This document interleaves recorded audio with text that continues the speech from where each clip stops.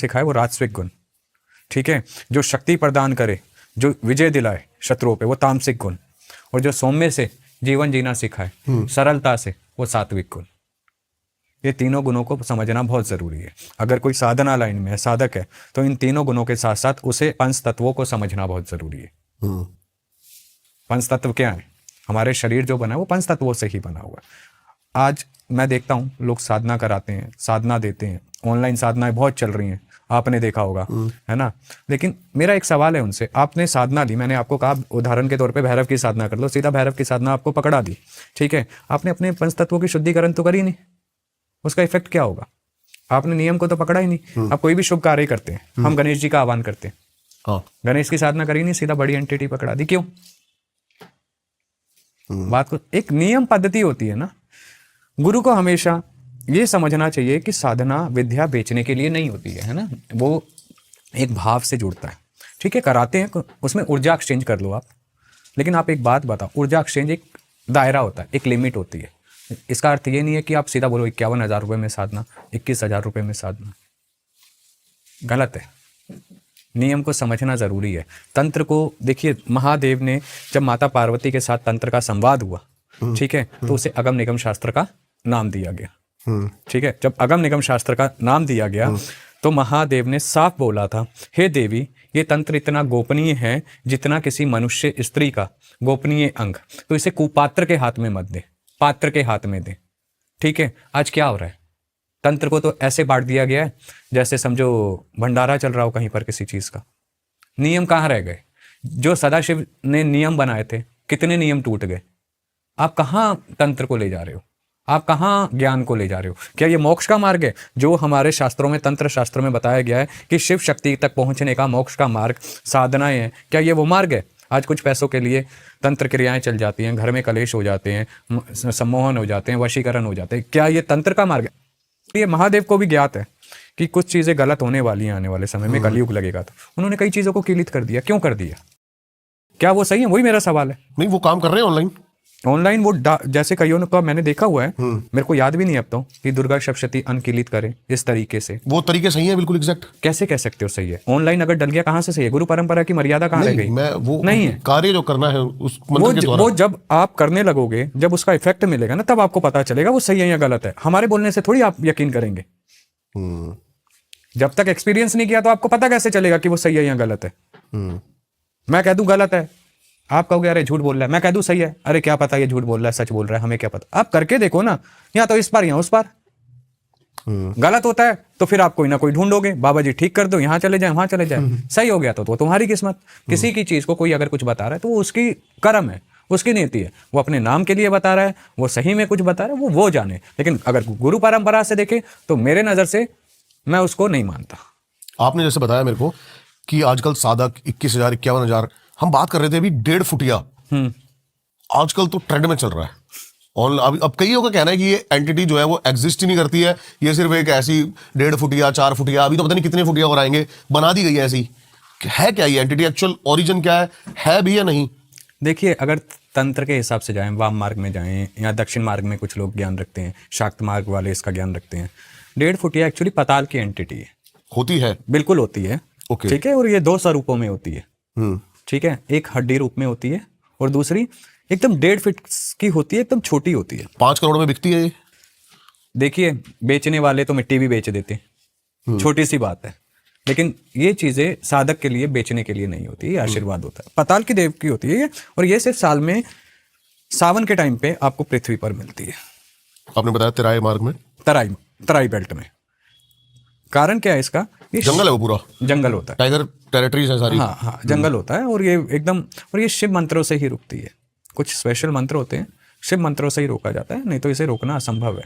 ये पाताल के निवासी होते हैं। और सबसे बड़ी बात ये जो 2 फॉर्म बताई, एक तो त्रिनेत्र में भी होगी, जटा भी होगी इसकी।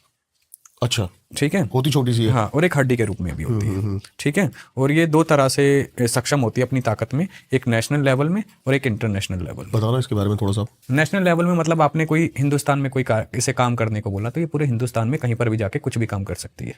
आपने इसे इंटरनेशनल लेवल पे बोला तो ये इंटरनेशनल लेवल पे जाके कहीं पर भी कुछ भी काम कर सकती है। इसकी ये ताकत होती है। एक सवाल है मेरे दिमाग में, जैसे कि प्रेत है, प्रेत यहाँ पर है और मैं यहाँ से निकला, वो मुझे इफेक्ट कर देगा? या उसको स्पेशल ऑर्डर दिए जाते हैं ऐसी 1.5 फुटिया को, ये जैसे आप बता रहे हो तेराई बेल्ट में दिखता है, ये वैसे भी इंसानों को हार्म पहुंचा सकता है, या स्पेशल इसको ऑथराइज किया जाता है? ऑथोराइज किया जाता है वैसे इसे उस special cases के लिए? वैसे ये दूर रहते हैं। देखो दूसरी एंटिटी हमेशा तब तक एंटर नहीं करेगी आपके पास हमारे लोक में जब तक हम उसके लोक में एंटर ना करें, हम उसे उसकी जगह पे जाके डिस्टर्ब ना करें। उदाहरण के तौर पे आप जंगल में घुस जाते हो, ठीक है, जंगल किसका है? जानवरों का है, ठीक है, और रात को आप वहाँ पे उड़दंग कर रहे हो, तो वहाँ रात के तो शिकारी शेर पे निकले हैं, शिकार पे निकले, तो वो क्या करेंगे? सेम वही हाल है, अपने यूनिवर्स के कुछ नियम है, कुछ रूल्स हैं, उन रूल्स को अगर इंसान ना ब्रेक करे तो ज़्यादा अच्छा है। अगर वो ब्रेक करेगा तो कहीं ना कहीं हानि मिलती है। तो 1.5 फुटिया को स्पेशली जो कार्य दिया जाता है वो करता है। किसके थ्रू दिया जाता है? तांत्रिक इसको सिद्ध करते हैं या फिर कोई और नहीं। पावरफुल चीजें हैं? नहीं, इसे जो साधक लोग होते हैं, हाँ, ठीक है, साधक किसी भी पंथ का हो सकता है, किसी भी क्रिया का, किसी भी मार्ग का हो सकता है, वो इसे जागृत, इसे रोकते हैं, मनाते हैं, वचनों में बांधते हैं, फिर इसे प्रोसेस क्या है काम इसका? लेते हैं। कितने साल लग जाते हैं इसको सिद्ध करने में? क्या इसे सिद्ध कभी नहीं किया जाता है, मैंने वही समझाया। ये पाताल का देव, पाताल में रहता है, पाताल का गण है, ये सिर्फ सावन के टाइम पे बाहर दिखता है, ठीक है, ये सावन के टाइम पे बाहर दिखता है, और ये शिव मंत्रों से रोका जाता है, रोका जाता है? हाँ, कि वापसी पाताल में एंट्री ना करे। अच्छा, हाँ, फिर इसे बात की जाती है, मनाया जाता है, इसे भोग वचनों पे लिया जाता है, ठीक है। क्या वचन होते हो? वो वचन होते हैं कि आप हमारे लिए काम करोगे, सही, जो अच्छा साधक है वो कहेगा सही काम कराऊंगा, गलत में नहीं चलाऊंगा, है ना। वचनों पे इसे मना के रोका जाता है, इसे भोग पे मनाया जाता है, फिर वो अपने तरीके से काम होता है। इसी तरह की एक एंटिटी होती है लिलीपुट। लिलीपुट? हाँ, ये नया कुछ आया, क्या है क्या ये? ये भी तराई बेल्ट पहाड़ों में, साउथ में काफ़ी इसकी मान्यता है। 1.5 फुटिया जैसी होती है? उससे भी छोटा होता है ये। अच्छा, हाँ, ये जोड़े में रहता है। ये भी पताल से आता है? नहीं, ये जंगलों का ही होता है, लेकिन दूसरी एंटिटी होती है, दूसरे जीव होता है ये, है ना। ये जोड़े में रहता है, जोड़े में चलता है, इसे लिलीपुट के नाम से जानते हैं। इसे अमावस की रात को जगाया जाता है।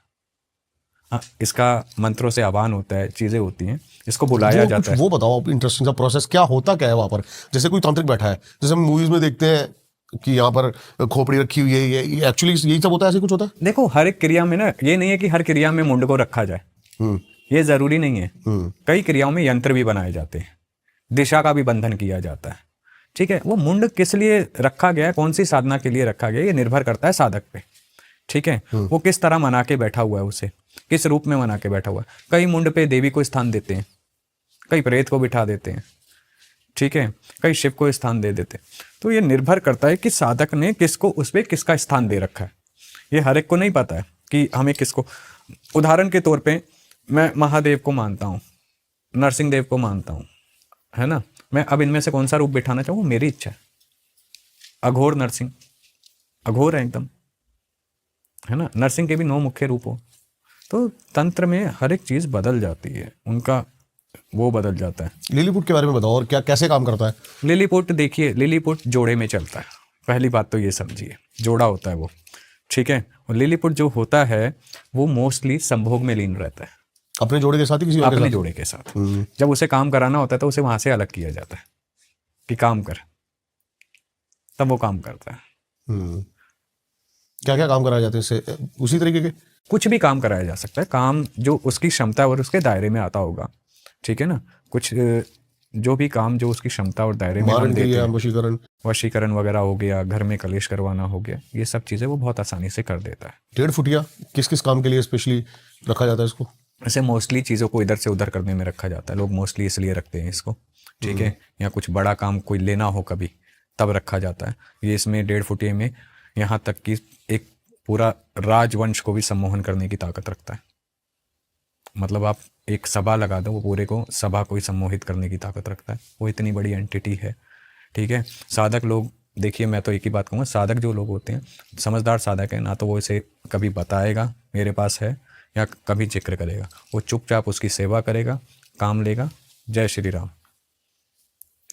अब जो आपने सुना इतने में बिक गया, उतने में बिक गया, बेचने वाले तो आजकल मिट्टी भी बेच रहे हैं, क्या कर सकते हैं। जो चीज़ पूजनी है, देखिए वो दूसरे लोग की है, ठीक है, दूसरे लोग की, वो ऊपर आई है, वो शिव के भक्तों में माने जाते हैं। ये 1.5 फुटिया, हाँ, पाताल में रहते हैं, शिव भक्त के रूप में जाने जाते हैं। ये तभी शिव मंत्रों से रुकते, नहीं तो ये रुकते नहीं है। इन्हें रोकने का सिर्फ एक ही मार्ग है, वो है शिव। यक्षिणियों तक पहुंचने का भी एक ही मार्ग है, वो है शिव। ये साधक पे बैकफायर करती है कभी कि ये साधक को मार दे? डिपेंड करता है, साधक अगर परिपक्व नहीं है, कुछ नहीं है, तो बैकफायर। देखो आप दूसरे उनके लोक में एंट्री कर रहे हो या वो आपके लोक में, आपने छेड़ने की उंगली करी। यहाँ तो गली में कुत्ता बैठा हो तो उसकी पूंछ पे गलती से पैर आ जाए वो भी काट लेता है, ये तो फिर भी दूसरे लोग की है।